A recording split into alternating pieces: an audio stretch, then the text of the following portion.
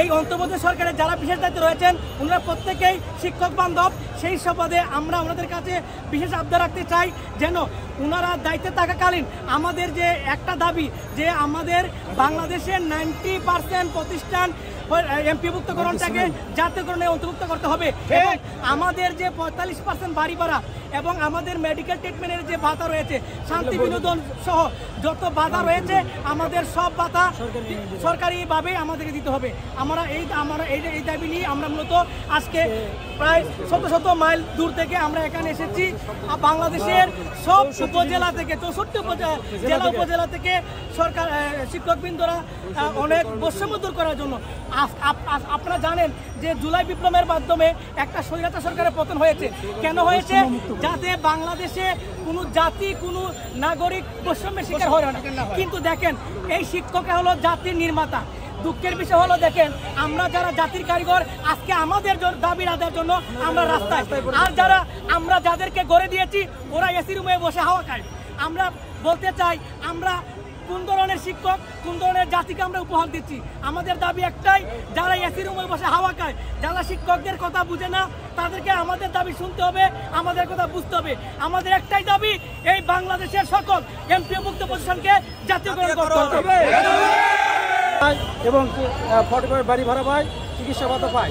কিন্তু আমরা এই সর্বমূল্য মাত্র এই বর্তমান যুগে 12,500 টাকা দিয়ে আমার ছেলে মেয়ে, আমার বাবা মা, আমার আত্মীয় স্বজনেদেরকে দিয়ে আমার মানে বর্তমান দ্রব্যমূল্যের বাজারে চলা খুবই কষ্ট করা যাচ্ছে। কারণ কারোর পক্ষেই 12,500 টাকা দিয়ে সংসার চালানো সম্ভব নয়।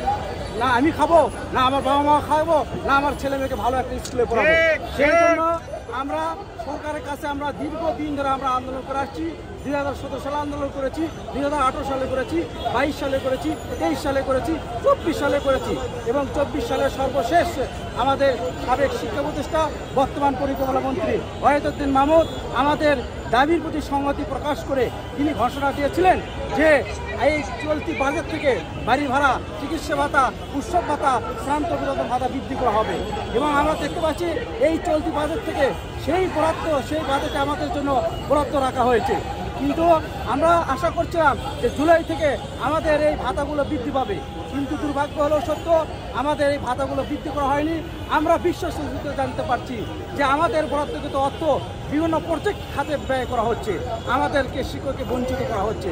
আমরা সেই জন্য এই বঞ্চিত থেকে মুক্তি পাওয়ার জন্য আমরা 13 তারিখ এই ঢাকা প্রেস ক্লাবে আমরা রাস্তায় নেমে আসছি। আমরা শিক্ষক জাতি, আমরা ক্লাসে থাকতে চাই, আমরা কর্মরত শিক্ষকদেরকে পড়াশোনা করাতে চাই, আমরা রাস্তায় থাকতে চাই না। আমরা রাষ্ট্রের কাছে জবাব চাই, আমরা শিক্ষকরা কেন আমরা রাস্তায় নামতে হবে, কেন পার্টি কাটাতে আমরা রাস্তায় নামতে হবে? আমি শিক্ষক, আমি ভালো পড়াশোনা করতে দেবো, ভালো মানুষ করতে পারবো।